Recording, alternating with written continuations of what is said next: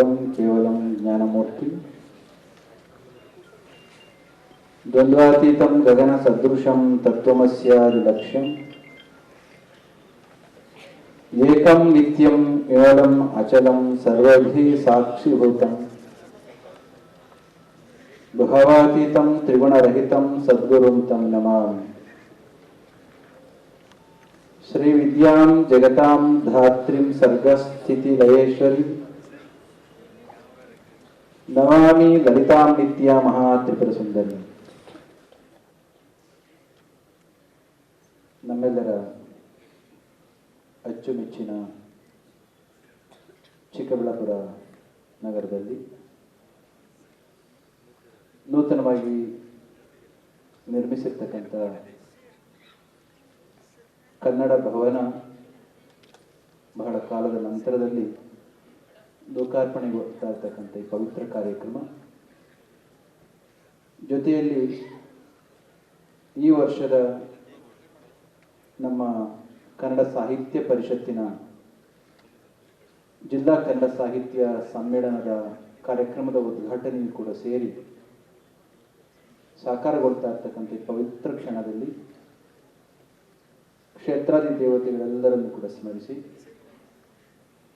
ನಮ್ಮೆಲ್ಲರ ಆರಾಧ್ಯ ದೈವಗಳಿಗೆ ಪದ್ಮಭೂಷಣ ಜಗದ್ಗುರು doctor Shri ball Gangadharanatha ಮಹಾಸ್ವಾಮೀಜಿಯವರ ದಿವ್ಯ ಚೇತನಕ್ಕೆ ಮನಸ್ಸಾನ್ವಿಸಿ ಕಾರ್ಯಕ್ರಮದಲ್ಲಿ ಉಪಸ್ಥಿತರಿದ್ದು ಉದ್ಘಾಟನೆಯನ್ನು ಮಾಡಿಕೊಟ್ಟಂತ ಯುವಕರಾಗಿ ಶಿಸ್ತಿನ ಮನುಷ್ಯನಾಗಿ ಜಿಲ್ಲಾ ಉಸ್ತುವಾರಿ ಸಚಿವರಾಗಿರ್ತಕ್ಕಂಥ ಪ್ರೀತಿಯ ಡಾಕ್ಟರ್ ಸುಧಾಕರ್ ಅವರೇ, ಗೋಷ್ಠಿಗಳು ಪ್ರಾರಂಭ ಆಗಬೇಕಾಗಿದೆ. ಅದಕ್ಕೂ ಪೂರ್ವದಲ್ಲಿ ಷಡಕ್ಷರಿ ಅವರು ಹಿಂದಿನ ಸಾಹಿತ್ಯ ಸಮ್ಮೇಳನದ ಅಧ್ಯಕ್ಷರಾಗಿ ಈಗ ತಾನೇ ತಮ್ಮ ಅಧಿಕಾರವನ್ನು ಗೋಪಾಲ್ ಗೌಡರಿಗೆ ಅಧಿಕಾರವನ್ನು ಹಸ್ತಾಂತರ ಮಾಡಿಕೊಟ್ಟಿದ್ದಾರೆ. ಪ್ರಸಾದದ ನಂತರದಲ್ಲಿ ತಮ್ಮ ಅಧ್ಯಕ್ಷತೆಯಲ್ಲಿ ಹಲವಾರು ಗೋಷ್ಠಿಗಳನ್ನ ನಡೆಸ್ಕೊಡೋರಿದ್ದಾರೆ ಗೋಪಾಲ್ ಗೌಡ ಕಲ್ವಮಂಜಲಿ ಅವರು. ಈ ಹೊತ್ತಿನಲ್ಲಿ ನಮ್ಮ ತಾಯಿ ಭಾಷೆ ಕನ್ನಡ ಭಾಷೆಯನ್ನು ಉಳಿಸಿ ಬೆಳೆಸಿಕೊಂಡು ಹೋಗ್ತಕ್ಕಂಥ ಅನಿವಾರ್ಯತೆ ಎಷ್ಟು ಇದೆ ಮತ್ತು ಎಷ್ಟು ಕಷ್ಟ ಇದೆ ಅಂತಕ್ಕಂಥದ್ದನ್ನು ಅಧ್ಯಕ್ಷರು ತಮ್ಮ ಅಧ್ಯಕ್ಷೀಯ ನುಡಿಗಳಲ್ಲಿ ಹೇಳಿದ್ದಾರೆ. ಕಾವ್ಯಶಾಸ್ತ್ರ ವಿನೋದೇನ ಕಾಲೋ ಗಚ್ಚತಿ ಧೀಮತಾಂ ಒಂದು ಪುಸ್ತಕವನ್ನು ಕೊಟ್ಟಿದ್ರು, ನೋಡ್ತಾ ಇದೆ, ಅದರೊಳಗಡೆ ಇತ್ತು. ನಮ್ಮ ಶಾಸ್ತ್ರದಲ್ಲಿ ಒಂದು ಮಾತು ಹೇಳ್ತಾರೆ, ಕಾವ್ಯಶಾಸ್ತ್ರ ವಿನೋದೇನ ಕಾಲೋ ಗಚ್ಚತಿ ಧೀಮತಾಂ. ಬುದ್ಧಿವಂತರಾಗಿರ್ತಕ್ಕಂಥವ್ರು, ಜ್ಞಾನಿಗಳಾಗಿರ್ತಕ್ಕಂಥವ್ರು, ಅರಿವಿರ್ತಕ್ಕಂಥವ್ರು ಕಾಲವನ್ನು ಹೇಗೆ ಕಳೀತಾರೆ ಅಂತಂದರೆ, ತುಂಬ ಅಮೂಲ್ಯವಾಗಿರ್ತಕ್ಕಂಥದ್ದು ಬದುಕಿನಲ್ಲಿ ಯಾವುದಾದ್ರೂ ಇದ್ದರೆ ಎಲ್ಲದಕ್ಕಿಂತ ಸಮಯ. ಆ ಸಮಯವನ್ನು, ಬದುಕಿನ ಸಮಯವನ್ನು ಹೇಗೆ ಕಳೀತಾರೆ ಅಂತಂದರೆ ಕಾವ್ಯವನ್ನು ಓದ್ತಾ, ಶಾಸ್ತ್ರವನ್ನು ಕೇಳ್ತಾ ಮತ್ತು ಬೇರೆಯವರಿಗೆ ನೋವಾಗದ ರೀತಿಯಲ್ಲಿ ವಿನೋದಗಳನ್ನು ಮಾಡ್ತಾ ಈ ರೀತಿ ಕಾಲವನ್ನು ಕಳೀತಾರೆ. ಕಾವ್ಯಶಾಸ್ತ್ರ ವಿನೋದೇನ ಕಾಲೋ ಗಚ್ಚತಿ ಧೀಮತ. ಇನ್ನೊಂದು ವರ್ಗ ಇದ್ದೇ ಇರುತ್ತೆಲ್ಲ, ಹಗಲಿದ್ದಾಗ ರಾತ್ರಿ ಪಾಸಿಟಿವ್ ಇದ್ದಾಗ ನೆಗೆಟಿವ್ ಇದ್ದೇ ಇರ್ತದೆ. ವ್ಯಸನೇನತ್ತು ಮೂರ್ಖಾಣ ನಿದ್ರೆಯ ಕಲಹೇನವ. ವ್ಯಸನಗಳು ಬೇರೆಯವ್ರ ಮೇಲೆ ದೂರ ಹೇಳ್ಕೊಂಡು ನಿದ್ರೆ ಮಾಡಿಕೊಂಡು ಸೋಮಾರಿಗಳಾಗಿ ಕಾಲ ಕಳೀತಾರಂತೆ ಅವರು. ಕಾವ್ಯಕ್ಕೆ, ಶಾಸ್ತ್ರಕ್ಕೆ ಇಷ್ಟೊಂದು ಶಕ್ತಿ ಇದೆ, ವ್ಯಕ್ತಿಯ ಮನಸ್ಸನ್ನು ಸುಸಂಸ್ಕೃತಗೊಳಿಸ್ಕೊಳ್ತಕ್ಕಂಥ. ಅದರಲ್ಲಿ ಕೂಡ ತಾಯಿ ಭಾಷೆಯ ಮುಖಾಂತರ, ಮಾತೃಭಾಷೆಯ ಮುಖಾಂತರ ಬರ್ತಕ್ಕಂಥ ಸಾಹಿತ್ಯವನ್ನು, ಮಾತೃಭಾಷೆಯನ್ನು ಕಲಿತು ಓದಿದ್ಯಾದರೆ ವ್ಯಕ್ತಿಯ ಪ್ರಜ್ಞೆಯನ್ನು ವಿಸ್ತಾರಗೊಳಿಸ್ತಕ್ಕಂಥ ಕೆಲಸವನ್ನು ಮಾಡುತ್ತೆ. ಆ ಕಾರಣಕ್ಕೋಸ್ಕರ ಸಾಹಿತ್ಯ ಪರಿಷತ್ತಿನ ಮುಖಾಂತರ ಅಖಿಲ ಭಾರತ ಕನ್ನಡ ಸಾಹಿತ್ಯ ಸಮ್ಮೇಳನ ಆಗೋದು ಒಂದು ಕಡೆ ಆದದ್ದೇ ಆದರೆ, ಜಿಲ್ಲಾ ಮಟ್ಟದಲ್ಲಿ, ತಾಲೂಕು ಮಟ್ಟದಲ್ಲಿ ಕೂಡ ಸಾಹಿತ್ಯ ಸಮ್ಮೇಳನಗಳು ನಡೀತಾ ಇದ್ದದ್ದೇ ಆದರೆ ಅದು ಎಲ್ಲ ಹಂತಕ್ಕೂ ಕೂಡ ಹೋಗ್ಲಿಕ್ಕೆ ಸಾಧ್ಯ ಆಗುತ್ತೆ. ಅಂತಹದೊಂದು ಸಾಹಿತ್ಯ ಸಮ್ಮೇಳನ, ನಮ್ಮ ಜಿಲ್ಲೆಯ ಸಾಹಿತ್ಯ ಸಮ್ಮೇಳನ ಇವತ್ತು ಪ್ರಾರಂಭ ಆಗಿರ್ತಕ್ಕಂಥ ತುಂಬ ಸಂತೋಷ. ಅದರಲ್ಲಿ ಕೂಡ ಯಾವ ಜಾಗದಲ್ಲಿ ಪ್ರಾರಂಭವಾಗಿದೆ, ಇಷ್ಟು ವರ್ಷಗಳು ಯಾವ್ಯಾವುದೋ ಜಾಗವನ್ನು ಅರಸಿ ನಾವು ಹೋಗ್ತಾ ಇದ್ದೀವಿ. ಆದರೆ ವಿಶೇಷ ಏನಪ್ಪ ಅಂತಂದರೆ, ನಿಮಗೆ ಗೊತ್ತು, ಒಂದೊಂದು ಜಾಗಗಳಿಗೆ ಹೋದರೆ ಉತ್ತಮವಾಗಿರ್ತಕ್ಕಂಥ ಕಟ್ಟಡಗಳನ್ನ ನೋಡಿ ಅವುಗಳ ನೆನಪು ವಾಪಸ್ ಬರ್ತವೆ. ಪ್ರಾಸಂಗಿಕವಾಗಿ ಹೇಳ್ತೇನೆ, ಹಿಂದೊಮ್ಮೆ ಕೆಂಗಲ್ ಹನುಮಂತಯ್ಯನವರು ಮುಖ್ಯಮಂತ್ರಿಗಳಾಗಿದ್ದಾಗ ಅವ್ರ ವಿದೇಶಿ ಸ್ನೇಹಿತರು ಬಂದಾಗ ಅವರು ಬೆಂಗಳೂರು ನೋಡ್ಕೊಂಬರ್ಲಿಕ್ಕೆ ಕಳಿಸ್ಕೊಟ್ರಂತೆ. ಬೆಂಗಳೂರೆಲ್ಲ ನೋಡಿ ಬಂದಮೇಲೆ ವಿದೇಶಿ ಸ್ನೇಹಿತರು ಕೆಂಗಲ್ ಹನುಮಂತಯ್ಯಗೆ ಹೇಳಿದ್ರಂತೆ, ಏನ್ರಿ ಹನುಮಂತಯ್ಯ, ನಿಮ್ಮ ಬೆಂಗಳೂರಿನಲ್ಲಿ ವಿಶ್ವಮಟ್ಟದ ಒಂದು ಉತ್ತಮವಾದ ಕಟ್ಟಡ ಇಲ್ವಲ್ರಿ ಅಂತ ತಮಾಷೆಗೆ ಹೇಳಿದ್ರಂತೆ. ಅದನ್ನ ಚಾಲೆಂಜಾಗಿ ತೆಗೆದುಕೊಂಡು ಕೆಂಗಲ್ ಹನುಮಂತಯ್ಯನವರು ನಮ್ಮ ದೇಶದಲ್ಲೇ ಉತ್ತಮವಾಗಿರ್ತಕ್ಕಂಥ ಎಲ್ಲ ವಿಧಾನಸೌಧಗಳಿಗಿಂತ ಅತ್ಯುತ್ತಮವಾಗಿರ್ತಕ್ಕಂಥ ವಿಧಾನಸೌಧವನ್ನು ಬೆಂಗಳೂರಿನಲ್ಲಿ ಕಟ್ಟಿಸಿದ್ರು. ಅದೆಷ್ಟೊಂದು ಮನಮೋಹಕವಾಗಿ ನನಗೆ ಗೊತ್ತಿದೆ. ಅದಕ್ಕೆ ಪೂರಕವಾಗಿ ಇವತ್ತು ನಮ್ಮ ಚಿಕ್ಕಬಳ್ಳಾಪುರ ಜಿಲ್ಲೆಯಲ್ಲಿ, ಚಿಕ್ಕಬಳ್ಳಾಪುರ ಟೌನ್ನಲ್ಲಿ ಇಂತಹ ಉತ್ತಮವಾದಂಥ ಮನಮೋಹಕವಾಗಿರ್ತಕ್ಕಂಥ ಕನ್ನಡ ಭವನದ ಉದ್ಘಾಟನೆ ಆಗ್ತಾ ಇದೆ. ಅದಕ್ಕೆ ಮೂಲವಾಗಿ ನಿಂತಂಥ ನಮ್ಮ ಸುಧಾಕರ್ ಮತ್ತು ಅವರೆಲ್ಲ ಸ್ನೇಹಿತರಿಗೆ, ಶಾಸಕರಿಗೆ ಈ ಸಂದರ್ಭದಲ್ಲಿ ಇಂತಹ ಕೊಡುಗೆಯನ್ನು ಕೊಟ್ಟಂಥವರಿಗೆ ಧನ್ಯವಾದಗಳನ್ನು ಹೇಳಬೇಕಾಗುತ್ತೆ. ವೀರಪ್ಪ ಮೊಯ್ಲಿಯವರು ಅವತ್ತಿಗೆ ಇದ್ದಂಥ ಎಲ್ಲ ಕಾನೂನು ಅಡೆತಡೆಗಳನ್ನು ನಿವಾರಿಸಿ ಇಂತಹ ಉತ್ತಮ ಸೌಧ ಮೂಡಿ ಬರಲಿಕ್ಕೆ ಕಾರಣ ಆಗಿದ್ದಾರೆ. ಅವರೆಲ್ಲರಿಗೂ ಕೂಡ ಧನ್ಯವಾದಗಳನ್ನು ಈ ಸಂದರ್ಭದಲ್ಲಿ ಹೇಳಿ, ಸಾಹಿತ್ಯ ಬೇಕು. ಮಕ್ಕಳು ಬಹಳಷ್ಟು ಜನ ಇಲ್ಲಿದ್ದೀರಿ. ನಾವೆಲ್ಲ ಕೂಡ ಕುವೆಂಪು ಅವರ ಮಾತುಗಳನ್ನ ಕೇಳಿ ಬೆಳೆದಂತಹವರು. ತಾಯಿ ಮಗುವನ್ನು ತೊಟ್ಟಿಲಲ್ಲಿಟ್ಟು ಆ ತೊಟ್ಟಿಲಿಗೆ ಹೇಳುವ ಮಾತನ್ನ ಕವಿ ಒಬ್ಬ ತಾಯಿಯಾಗಿ ಬರೆದಂತಹದ್ದು. ಕನ್ನಡಕ್ಕೆ ಹೋರಾಡು, ಕನ್ನಡಕ್ಕೆ ಹೋರಾಡು, ಕನ್ನಡದ ಕಂದ, ಕನ್ನಡವ ಕಾಪಾಡು ನನ್ನ ಆನಂದ, ಜೋಗುಳದ ಹರಕೆ ಇದು ಮರೆಯದಿರು ಚಿನ್ನ. ಒಂದ್ ವೇಳೆ ಮರೆತ್ರೆ ಮರೆತೆಯಾದರೆ ಅಯ್ಯೋ ಮರೆತಂತೆ ನನ್ನ. ಹಾಗಾಗಿ ಅದೇ ಕವಿ ಕುವೆಂಪು ಅವರು ಇವತ್ತು ನಾವು ಸಾಂಸ್ಕೃತಿಕ ಕಾರ್ಯಕ್ರಮಗಳನ್ನು ಮಾಡ್ತಾ ಕಲಾ ಸಂಪತ್ತಿನೊಂದಿಗೆ ಮೆರವಣಿಗೆ ಬರ್ತಕ್ಕಂಥ ಸಂದರ್ಭದಲ್ಲಿ ಬಾರಿಸಿದ್ವಲ್ಲ ನಗಾರಿ ಅದು ಬಾರಿಸು ಕನ್ನಡ ಡಿಂಡಿಮವ. ಕವಿ ಕುವೆಂಪು ಅವರು ಒಂದು ಆದರ್ಶವಾಗಿರ್ತಕ್ಕಂಥ ಮಾತನ್ನು ನಮಗೆ ಹೇಳಿದರು. ಬಾರಿಸು ಕನ್ನಡ ಡಿಂಡಿಮವ, ಕುಣಿಯಕ್ಕೋಸ್ಕರ ಅಲ್ಲ, ಅವರ ಒಳಗಡೆ ಒಂದಿಷ್ಟು ಸತ್ಯ ಹೇಳ್ತಾರೆ ನನಗೆ. ಬಾರಿಸು ಕನ್ನಡ ಡಿಂಡಿಮವ, ಓ ಕರ್ನಾಟಕ ಹೃದಯ ಸುರ. ಮುಂದೆ ಕೇಳಿ, ಯಾಕೆ ಬೇಕು? ಸತ್ತಂತಿಹರನು, ಸತ್ತೋಗಿದ್ರೆ ಪರವಾಗಿಲ್ಲ, ಏನು ಮಾಡ್ಲಿಕ್ಕೆ ಆಗೋದಿಲ್ಲ. ಆದ್ರೆ ಸತ್ತಂಗೆ ಮಲಗಿದಾರಲ್ಲ, ಸೋಮಾರಿಯಾಗಿದ್ರೆ ಪರವಾಗಿಲ್ಲ, ಆದ್ರೆ ಮಲಗ್ದಂಗೆ ನಿದ್ರೆಯಿಂದಲೇ ಮಲಗಿದಾರಲ್ಲ.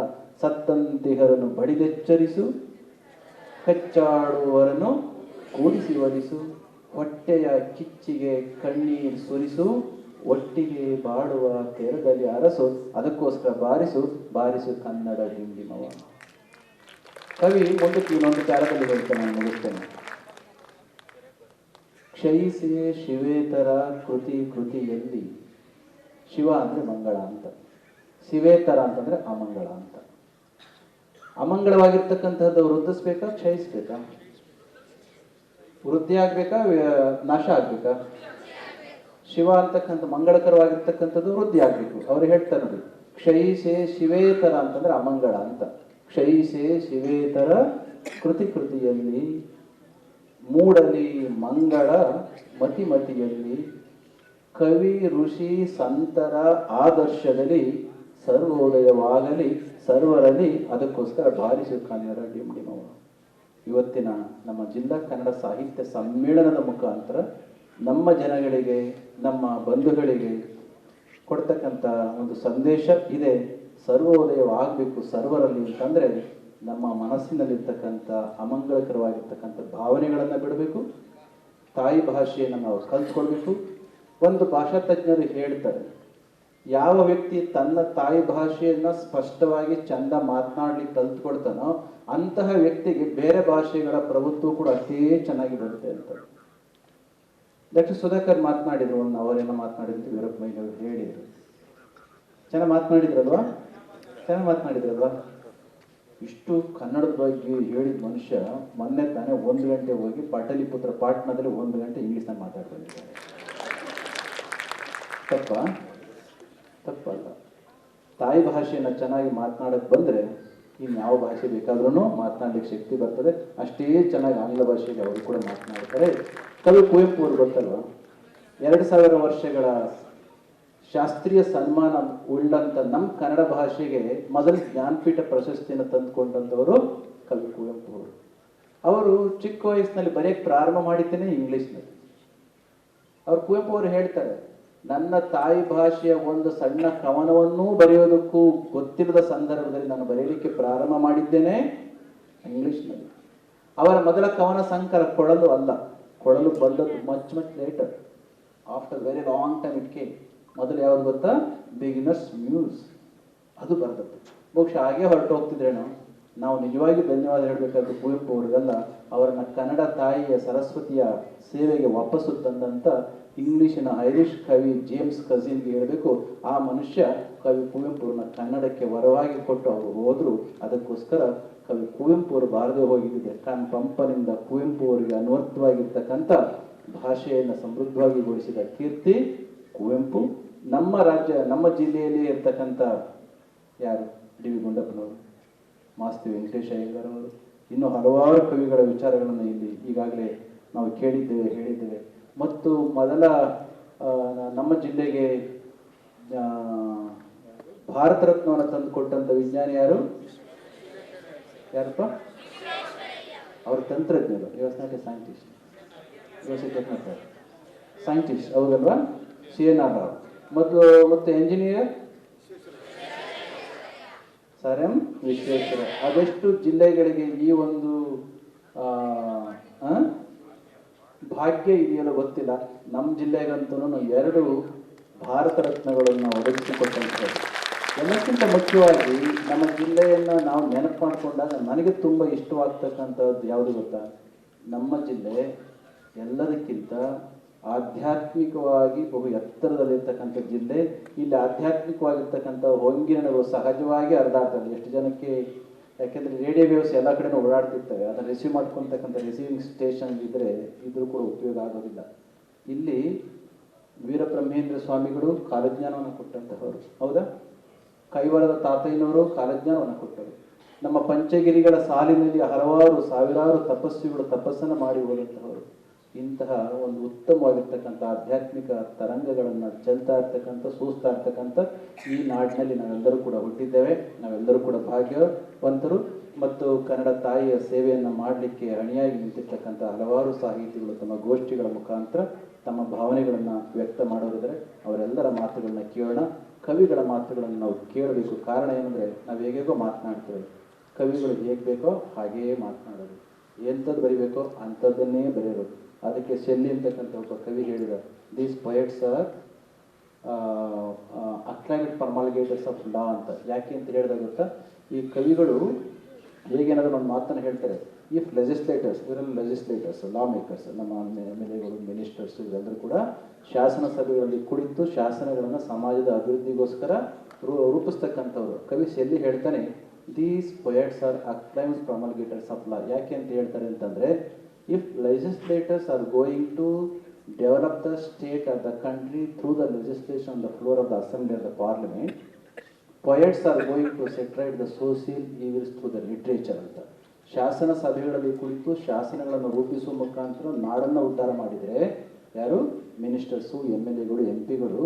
ಒಬ್ಬ ಕವಿ ಒಂದು ದೊಡ್ಡ ವ್ಯವಸ್ಥೆಯಾಗಿ ತನ್ನ ರಚನೆಯ ಮುಖಾಂತರ, ತನ್ನ ಸಾಹಿತ್ಯದ ಮುಖಾಂತರ ಸಮಾಜದಲ್ಲಿರ್ತಕ್ಕಂಥ ಎಲ್ಲ ಆಗುಹೋಗುಗಳನ್ನು, ನೋವುಗಳನ್ನು ನಿವಾರಿಸಿ ತನ್ನ ಸಾಹಿತ್ಯದ ಮುಖಾಂತರ ಸಮಾಜದ ಉದ್ಧಾರವನ್ನು ಒಬ್ಬ ಕವಿ ಮಾಡ್ತಾನಂತೆ.